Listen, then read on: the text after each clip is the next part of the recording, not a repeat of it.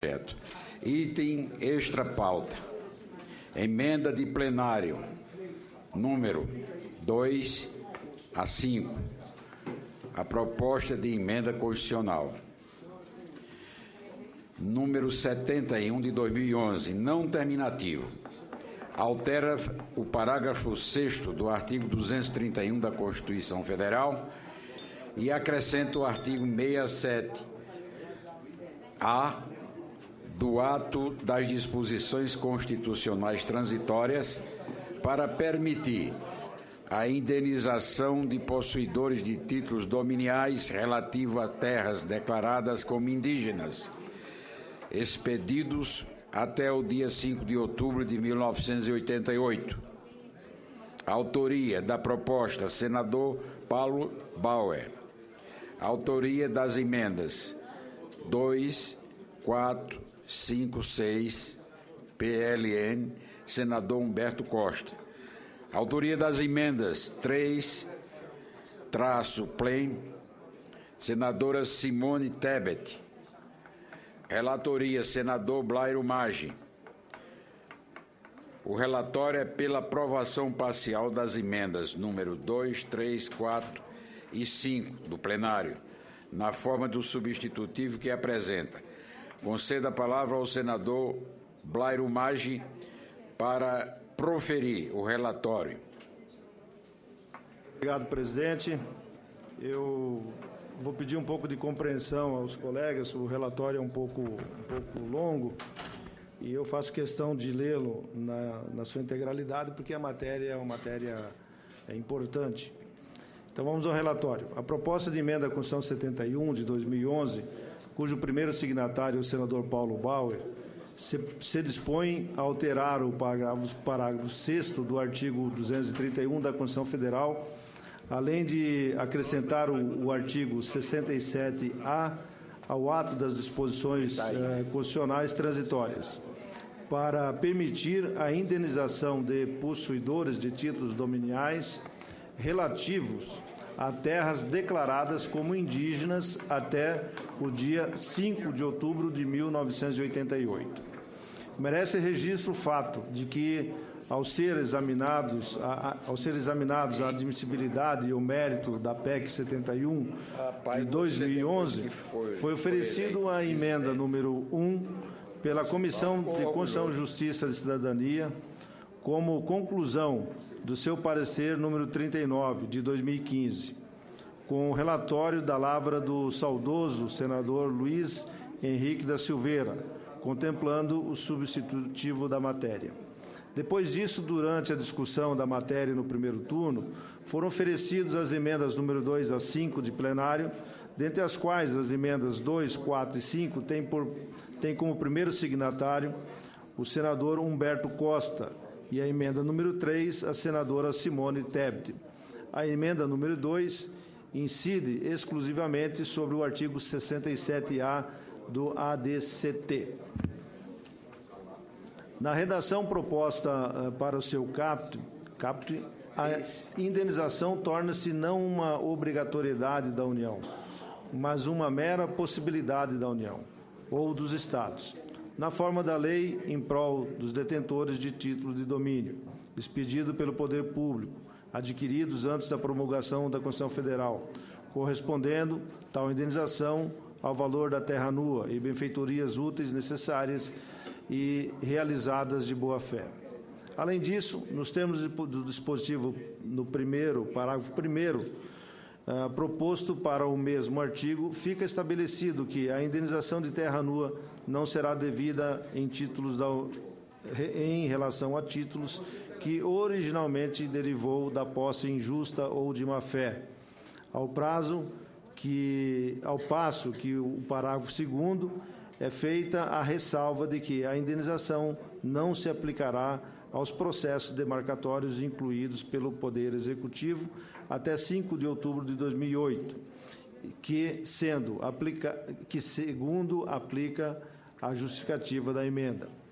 É a data que marca a passagem de 20 anos da promulgação da Constituição, restando, a partir daí, pouquíssimas áreas ainda em processo de demarcação. A emenda número 3 toma por base o substitutivo apresentado por intermédio da emenda número 1, propondo modificação apenas no parágrafo 2º da redação proposta para o artigo 67A do ADCT. Sua finalidade é de assegurar que as indenizações previstas no caput desse mesmo artigo sejam prévias em dinheiro e de forma justa. A emenda número 4 também toma por base o substitutivo apresentado por intermédio da emenda número 1. Primeiramente, propõe nova redação ao caput do artigo 67A do ADCT, restringindo o alcance dos beneficiários por indenizações, que, no substitutivo, seriam os detentores de boa-fé de títulos de domínio, concessão de uso ou equivalente, regularmente expedido pelo Poder Público até 5 de outubro de 1998, relativos às áreas posteriormente declaradas tradicionalmente áreas indígenas, e que passariam a ser os detentores de boa-fé de títulos de domínio ou concessão de uso regularmente expedidos pelo Poder Público até 5 de outubro de 1988, relativas às áreas já declaradas tradicionalmente indígenas e homologadas a partir de 1º de julho de 2015. Melhor dizendo, é traçado um quadro mais abrangente, enquanto na redação original da PEC somente seriam indenizados os possuidores de títulos de domínio expedidos até 5 de outubro de 1998. Pela emenda número 1, seriam indenizados não só os detentores desses títulos de domínio, como também os de títulos de concessão de uso ou equivalente, desde que, em qualquer caso, adquiridos de boa-fé até no dia 5 de outubro de 1988, em áreas de terras posteriormente declaradas tradicionalmente indígenas, ou seja, assim declaradas de 5 de outubro de 1988 em diante. Por sua vez, a emenda número 4 mantém o requisito da boa-fé na aquisição do título, mas não prevê a indenização aos detentores de títulos equivalentes aos títulos de domínio ou concessão de uso, ao tempo que elimina a possibilidade de indenização a todos eles, cuja homologação da declaração de suas terras como tradicionalmente indígenas tenham sido antes do dia 1º de julho de 2015. Finalmente, a emenda número 5 tem por foco tão somente a redação do artigo 67A do ADTC, assegurando em seu caput o direito à indenização àquele que constar como proprietário de terra tradicionalmente ocupada pelos índios em decorrência de títulos de domínio expedido pelo Poder Público antes da promulgação da Constituição Federal. A redação proposta para o parágrafo 1º desse artigo estabelece como critério para o cálculo da indenização proposta em seu caput o valor da terra nua e das benfeitorias úteis e necessárias realizadas de boa-fé, ressalvado o parágrafo 2º do mesmo artigo, que a indenização não se aplicará a terras indígenas devidamente regularizadas e títulos derivados de posse injusta ou de má-fé. Da análise, nos termos do dispositivo do artigo 359 do Regimento Interno desta Casa, cabe a esta comissão, nesta oportunidade, se pronunciar a respeito das emendas oferecidas em plenário.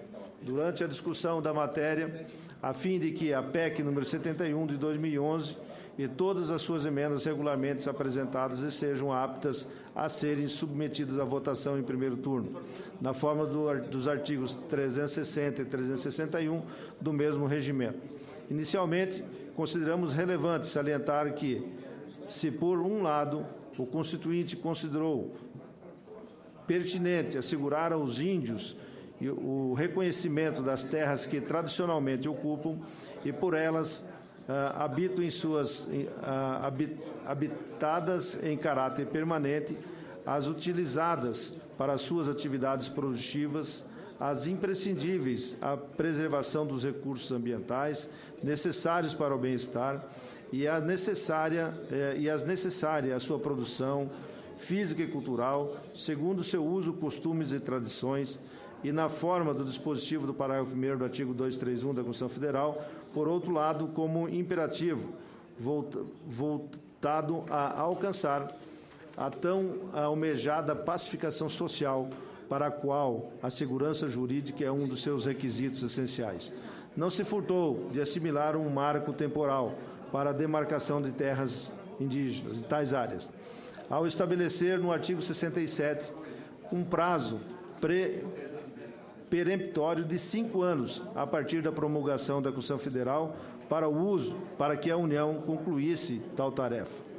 Isso quer dizer, em outras palavras, que não se pode admitir que a sociedade brasileira carregue nas costas indefinidamente essa sombra da insegurança jurídica de tornar possível a demarcação de terras como tradicionalmente ocupadas pelos índios em qualquer tempo, sob o argumento de que tal condição tenha ocorrido em 5 de outubro de 1988, ainda que consta posteriormente.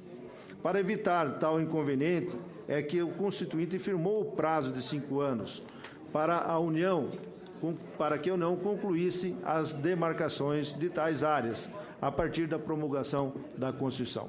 No entanto, a realidade se impõe, pois não tendo o poder público se desincumbido de tal êxito da tarefa demarcatória no seu quinquênio, teve que estabelecê-la por muitos outros anos. Quer dizer, ela teve que seguir além dos 5 anos. Nesses termos, entendemos que em 5 de outubro de 2013, passados 25 anos da promulgação da Constituição Federal, deu-se tempo mais que suficiente para a conclusão das demarcações, motivo pelo qual, após esse prazo, as terras com homologações pendentes devem ser indenizadas, qualquer que seja a época da expedição de seus títulos de domínio, desde que tais títulos tenham sido regularmente expedidos pelo poder público. Isso porque, como bem assinalou o senador Luiz Henrique, o saudoso senador Luiz Henrique, em seu parecer, essas particularidades adquirentes e de tais títulos dominiais expedidos pelo poder público sempre gozam da presunção de legalidade e legitimidade na sua condição de proprietários. De modo que, ao declarar seus títulos nulos, o Estado brasileiro não pode negar-lhes as devidas indenizações, sob pena de promover indisfarçável injustiça, deixando de honrar a posse civil e a propriedade que esse mesmo Estado reconhecera e que a ele mesmo criara, provocando grave insegurança jurídica, ainda que seja legítima a prevalência da posse indígena. Do voto. Ante o exposto, votamos pela aprovação parcial das emendas 2, 3, 4 e 5, na forma do seguinte substitutivo. As mesas da Câmara e do Senado Federal, nos termos do parágrafo 3º do artigo 60 da Constituição Federal, promulgam a seguinte emenda ao texto constitucional. Artigo 1º. O parágrafo 6º do artigo 231 da Constituição Federal passa a vigorar com a seguinte redação. Artigo 231, parágrafo 6º. São nulos, extintos, não produzindo efeitos jurídicos os atos que tenham por objeto a ocupação, o domínio e a posse das terras a que se refere a este artigo ou a exploração das riquezas naturais, do solo, dos rios, dos lagos nelas existentes, ressalvando relevante interesse público da União, segundo o que dispuser a lei complementar, não gerando a nulidade e a extinção do direito à indenização ou ações contra a União, salvo quando as benfeitorias derivadas da ocupação de boa-fé e o valor da terra nua e as benfeitorias nas hipóteses ressalvadas expressamente nesta Constituição. Artigo 2º. O ato das disposições constitucionais transitórias passa a vigorar acrescentando o seguinte no artigo 63-A. Artigo 63-A. A União responderá nos termos da lei civil pelos danos causados aos detentores de boa-fé de títulos de domínio regularmente expedidos pelo poder público relativos às áreas declaradas a qualquer tempo, como tradicionalmente ocupada pelos índios e homologadas a partir do dia 5 de outubro de 2013, quando completa 25 anos da condição inicial. Parágrafo único. Serão indenizados previamente em dinheiro e de forma justas os danos recorrentes da responsabilidade a que se refere o caput desse artigo, cujos cálculos serão realizados com base no valor da terra nua e das benfeitorias necessárias e úteis realizadas, mas não serão reparados se a posse atual for injusta ou de má-fé. Artigo 3º. Essa emenda à Constituição entra em vigor na data da sua publicação. Esse é o voto, senhor presidente. Ou o parecer.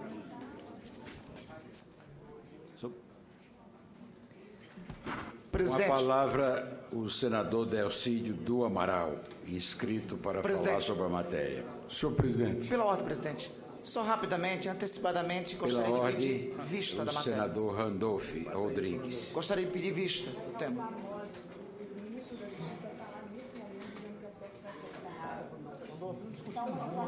Senhor presidente. Senhor presidente. Senhor presidente, eu gostaria de até para ponderar com o senador Randolph com relação ao pedido de vistas.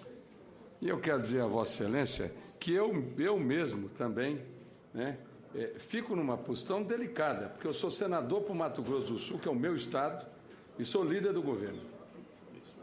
E eu quero aqui, senhor presidente, primeiro esclarecer que essa temática indígena, ela é uma temática complexa. Eu participei de uma subcomissão aqui no Senado, aliás, de uma comissão.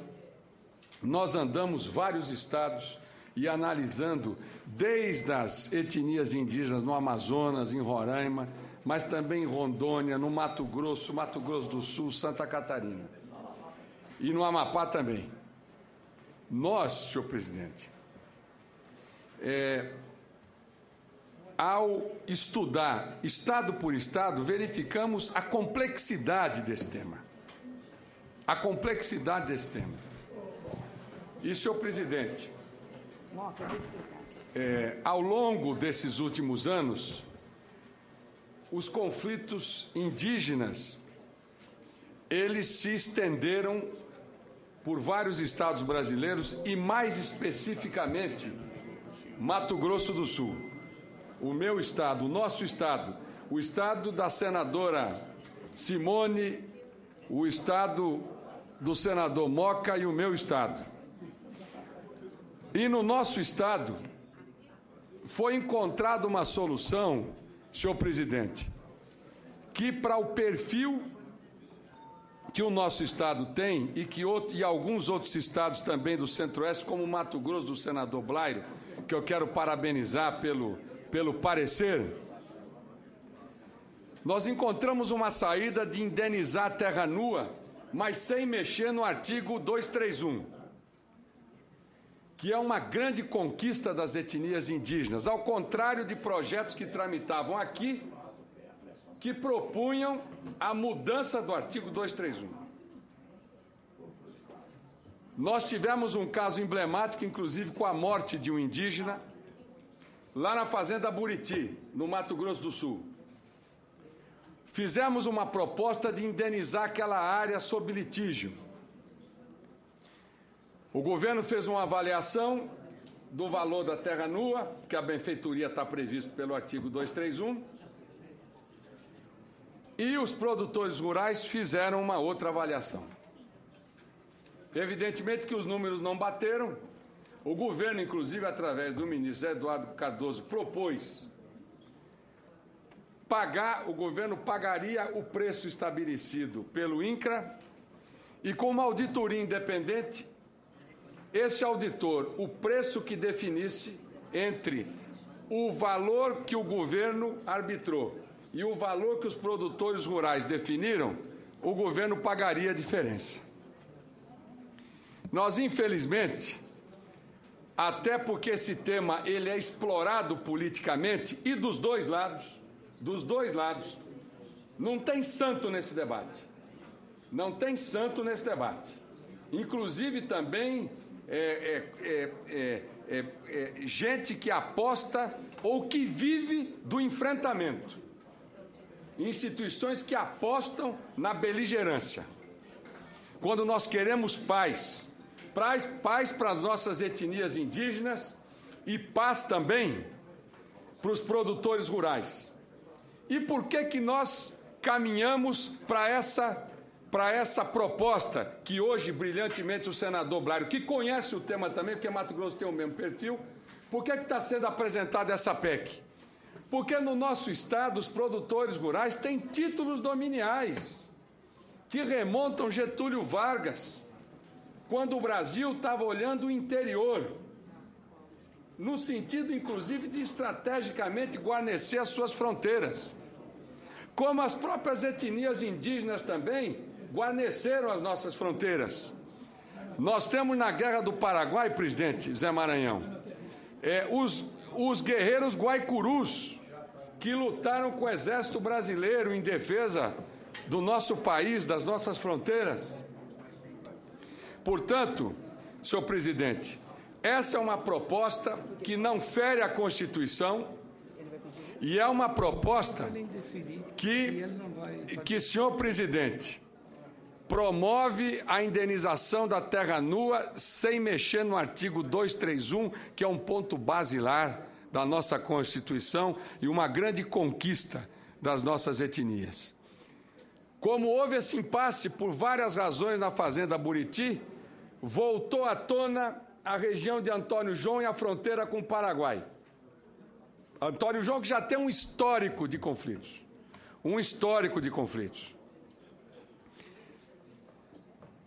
Esse final de semana, por pouco, nós não teríamos uma situação muito pior, com muito mais vítimas, não só entre os indígenas, mas também entre os produtores rurais. Nós escapamos porque foi Deus que nos abençoou e nos iluminou naquele momento difícil no final de semana. E o indígena foi morto também. Agora os peritos estão analisando a causa-mortes, até para que a gente tenha isenção no trato de uma questão tão sensível ao nosso Estado. E, senhor presidente, a nossa preocupação é com as pessoas, com os indígenas. Nós temos a segunda maior população indígena do Brasil. Com os produtores rurais e com a nossa economia, senhor presidente. Para Vossa Excelência ter uma ideia do que isso tem representado, o Ministério Público encaminha aos bancos ofícios pedindo para que os bancos não financiem os produtores rurais, porque, em tese, algumas áreas são de tradicionalidade indígena e, portanto, isso pode colocar em risco a produção. Nós estamos vivendo o pior dos mundos. Os indígenas sofrendo, os produtores rurais sofrendo e a nossa economia sofrendo, num momento tão difícil como esse que o Brasil enfrenta. Portanto, senhor presidente, nós entendemos que a proposta, se não é a melhor proposta, o relatório do senador Blário é aquele que está mais alinhado com a realidade que nós vivemos. Inclusive a tese de indenização de terra nua, o próprio Ministério Público, doutor Marco Antônio, lá no Mato Grosso do Sul, concorda com essa tese. Nós discutimos exaustivamente com o governo federal. Lamentavelmente, nós não conseguimos chegar num acordo, porque o ótimo é inimigo do bom. E nós temos absoluta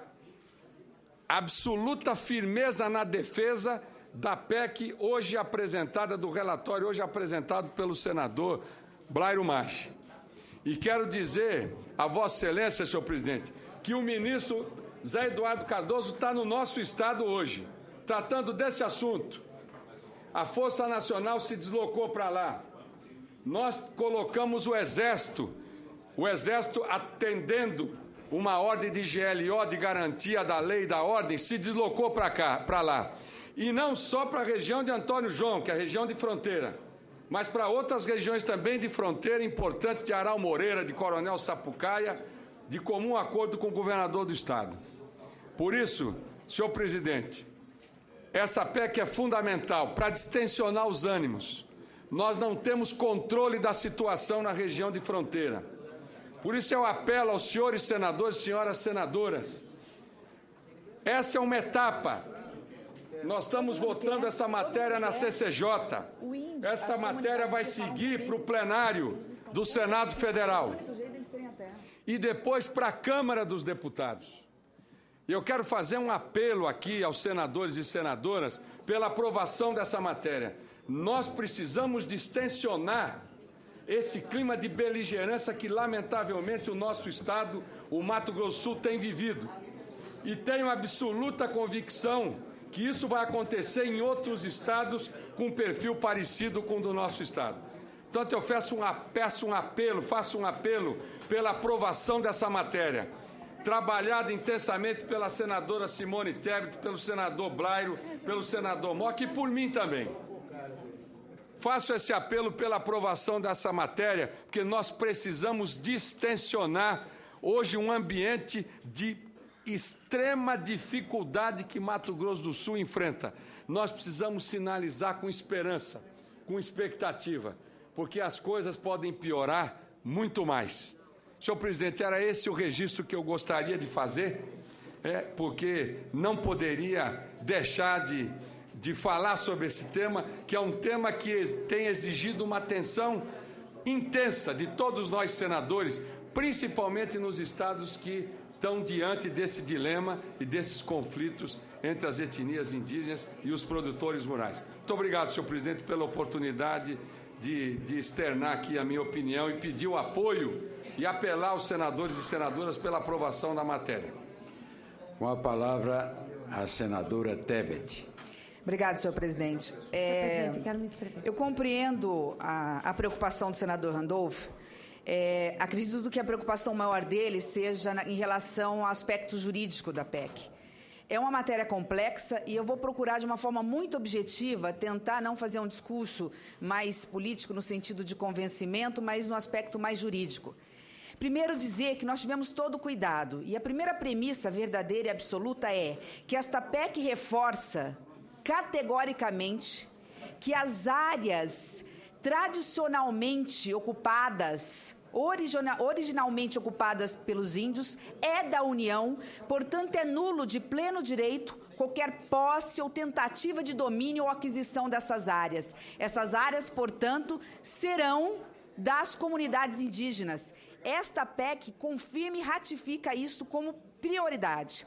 Ocorre que a Constituição e o Poder Constituinte, ele deu 5 anos da data da promulgação da Constituição, em 88, portanto até 93, para que o poder público demarcasse e, consequentemente, posteriormente, homologasse as áreas demarcadas neste período de 5 anos, para que se pudesse também fechar esse ciclo. Ocorre que isso não aconteceu. As demarcações aconteceram, na sua grande maioria, posteriores a 93, principalmente nos anos de 98 e seguinte. Com isso, a partir daí, se criou uma discussão jurídica, porque se inverteu o ônus da prova, a presunção de legitimidade, se criou uma expectativa de direito daquele que adquiriu a propriedade. É importante explicar para o senador Randolph que, diferentemente do que acontece no norte do país, em Mato Grosso do Sul, no Rio Grande do Sul e mesmo na Bahia, os proprietários eles não ganharam essas terras foram adquiridas, estão muitas vezes há mais de 100 anos, no domínio da cadeia da sua família. Portanto, essas terras foram adquiridas de boa fé e, a partir daí, uma vez que o lapso temporal se exauriu, criou-se uma possibilidade. Vamos continuar garantindo que essas terras são da União, portanto, a serem entregues para as comunidades indígenas, mas permitir, a partir daí, que os proprietários, desde que tenham boa-fé e tenham adquirido esses títulos de domínio, possam ter direito à indenização. A Constituição previa apenas a indenização das benfeitorias, porque era um outro momento. Nós estamos tomando cuidado também, pensando na situação fiscal que atravessa o país, a dificuldade, de colocar um marco.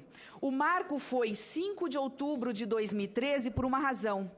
É exatamente a data em que nós comemoramos 25 anos da promulgação da Constituição. Se nós colocássemos, a partir do momento da homologação desta PEC, nós poderíamos criar um outro problema. Hoje tem, na mesa da Presidente da República, 17 áreas a serem homologadas.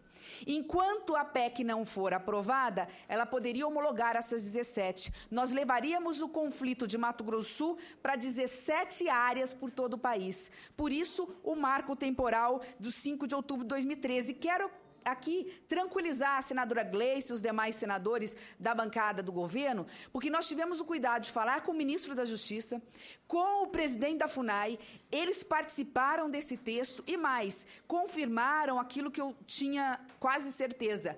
A presidente não homologou nenhuma área de outubro de 2013 para cá, o que significa que ela não vai ter que retroagir para pagar quem quer que seja. Resumindo, e aí terminando a minha intervenção no aspecto jurídico, esta PEC ela vai permitir com que os próximos proprietários que terão suas áreas homologadas terão direito a uma indenização prévia, justa e em dinheiro. Esse recurso terá que ser posto no orçamento do ano que vem para se começar a pagar a partir de 2017. No mais, eu quero dizer que essa é uma questão que ela passa a distância da instabilidade jurídica. Mais do que a instabilidade jurídica, o que nós temos hoje no país e na minha região é uma instabilidade social muito grave. Mas mais grave do que a questão financeira, porque isso é passageiro, são as vidas que estão sendo perdidas e a disseminação do ódio. Nosso estado de Mato Grosso do Sul nunca fez distinção. Nós temos a segunda maior comunidade indígena do país. Nós sempre vivemos pacificamente. Dos últimos anos, nos últimos 10, 12 anos, nós tivemos aí inúmeros casos de tentativas de assassinato, de homicídios, de lesão corporal, de áreas sendo queimadas. Então, nós temos a seguinte situação hoje. O produtor rural já está amadurecido o suficiente para aceitar sair da propriedade desde que seja indenizado de forma justa. As comunidades indígenas com quem eu converso, através dos seus representantes, aceitam que o branco seja indenizado e o poder público agora percebeu que esta é a única saída. Então, eu não vejo, neste momento, nenhum empecilho para que nós avancemos. O ministro está lá, neste momento, conversando, as forças nacionais, o Exército, e nós temos um agravante, e eu encerro com isso. Eu tive informação que no Distrito Campestre, onde nós temos muitas crianças que estudam nas escolas, na escola indígena lá, que as crianças e as mulheres estão com medo de ir até a cidade, que é 8 quilômetros de distância, porque elas estão com medo de serem discriminadas e de sofrer algum tipo de retaliação. É isso que nós precisamos urgentemente resolver. Eu estou à disposição do senador Randolfo, se não conseguir convencê-lo, não é a minha pretensão, mas procurar sensibilizá-lo para que para que ele possa se pronunciar no plenário quando essa matéria for à discussão e votação. Eu informo a Vossa Excelência que a senadora Gleice Hoffmann já está inscrita. Mas se Vossa Excelência quiser, eu faço. Com a palavra a senadora Gleice Hoffmann. Obrigada, senhor presidente. Eu, na realidade, queria, em primeiro lugar, registrar que eu tenho concordância com a matéria. Acho que nós vivemos situações muito difíceis de conflito fundiário hoje envolvendo comunidades indígenas e produtores. E posso atestar isso pela realidade do meu estado, o estado do Paraná, que é um estado que nós temos muitos produtores rurais de pequeno porte, né, pequena agricultura, e temos conflitos indígenas grandes, como está acontecendo agora recentemente no oeste do Paraná, mais especificamente nos municípios de Guaíra, Toledo, Marechal Cândido Rondon. Então, de fato, é uma situação que nós temos que levar uma resposta. Eu acho que a Constituição de 1988 ela avançou muito, né, quando ela previu que nós tínhamos que assegurar o direito dos povos indígenas à terra, e começamos a fazer as demarcações. E também quero fazer um registro aqui, que foi com o governo do presidente Lula que nós tivemos um avanço significativo em relação a isso, né, dando às populações indígenas o direito de ter as suas terras, principalmente nas regiões menos antropizadas e que precisavam que essas demarcações fossem feitas.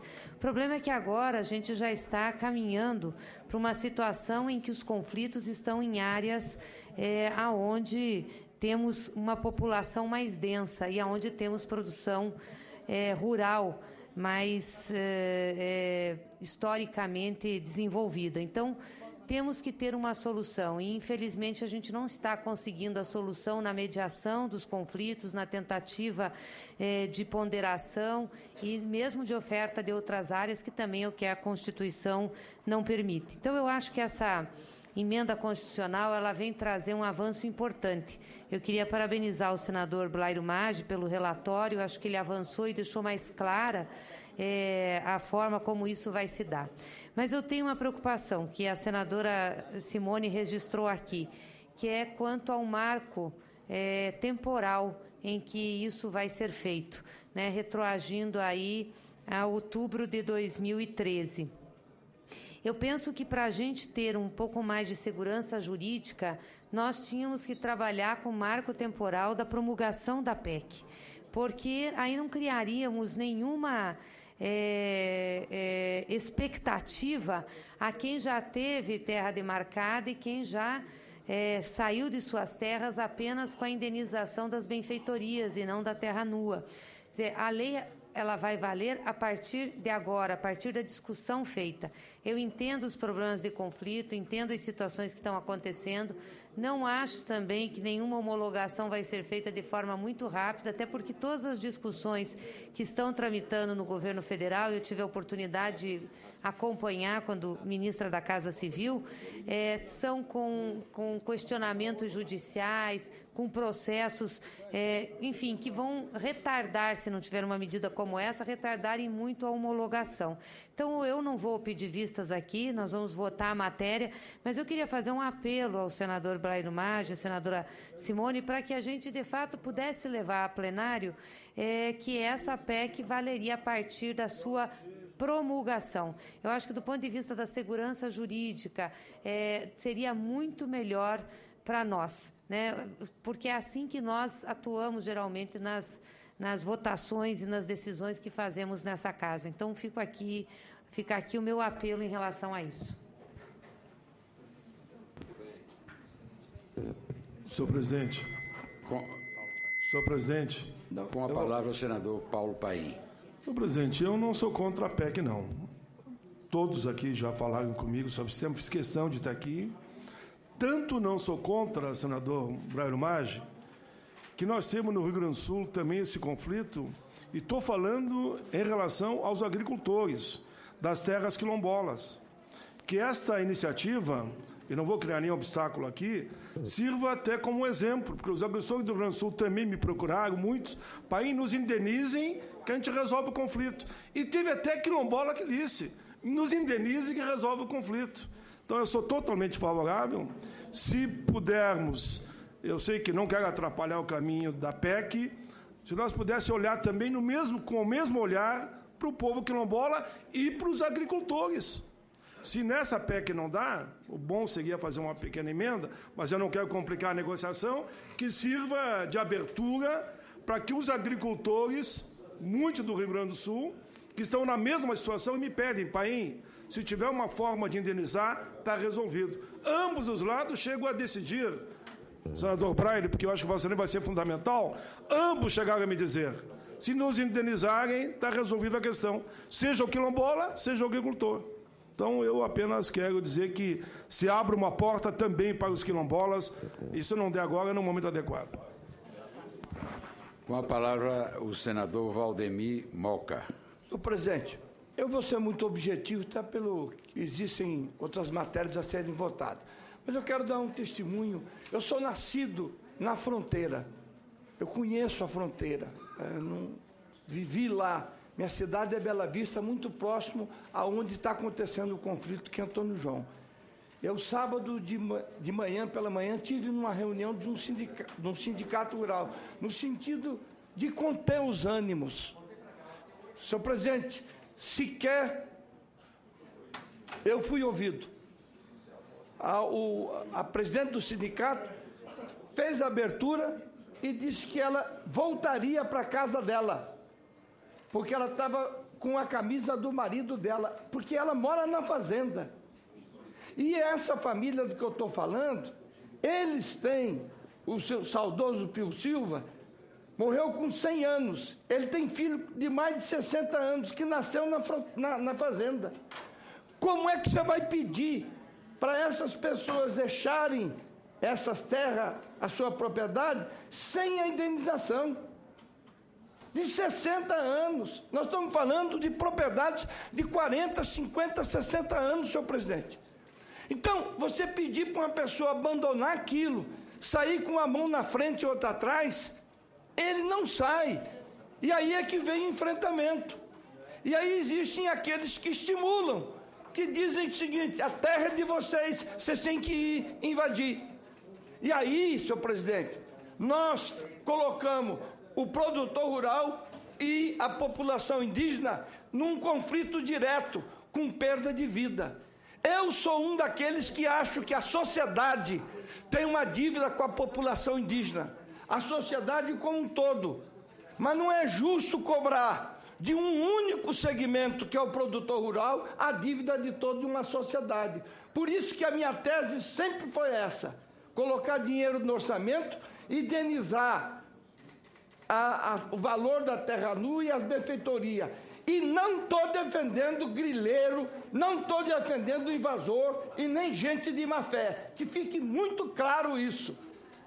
Eu estou defendendo homens e mulheres que foram lá para o meu estado, pioneiros, e que fizeram e ajudam a construir a riqueza do meu estado e do meu país. Senhor presidente, está aqui um parlamentar que ao longo da sua vida, e eu não sou produtor rural, porque as pessoas têm mania de olhar para mim e achar que eu sou um grande latifundiário do Mato Grosso do Sul. Eu sou um humilde professor e um médico que há muito tempo deixou de exercer a sua profissão, mas sempre defendi a agricultura, a pecuária, porque essa é a economia do meu estado, do meu Mato Grosso do Sul. E a única forma de pacificar, de criar realmente uma decisão harmônica, é votando essa PEC.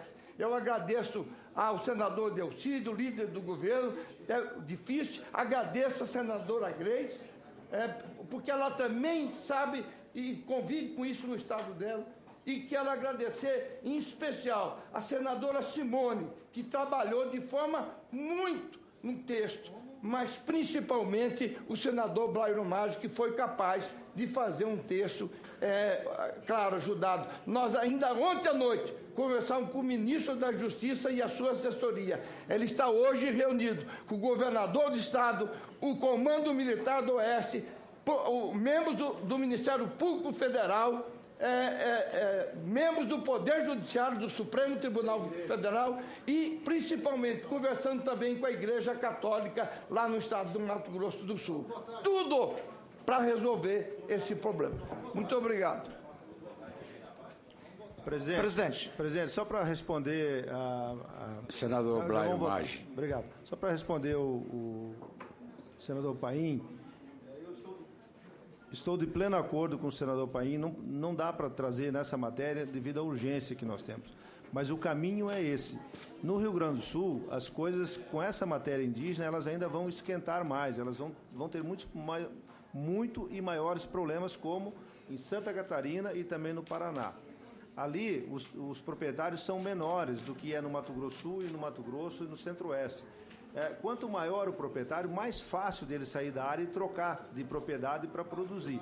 Quanto menor, pior é. Então, esse assunto para o Rio Grande do Sul indígena ainda será um problema maior, porque essas áreas, ou as áreas do Sul, serão ainda demarcadas. Então, nós podemos sim, eu me comprometo, acho que toda a comissão se compromete, com o senador Paim, de a gente olhar essa questão dos quilombolas, que também é o mesmo raciocínio e vale.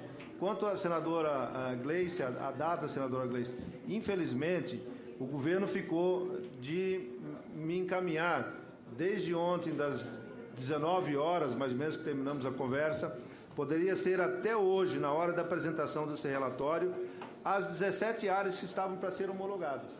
E eu me comprometi, se chegasse essas 17 áreas, que nós pudéssemos olhar para elas e dizer, de fato, não tem problema nenhum, eu retiraria a data de 5 de outubro. Como o governo não cumpriu, nem foi capaz de mandar a relação, eu não posso retirar isso. Então, vai seguir da forma como está. Obrigado, presidente.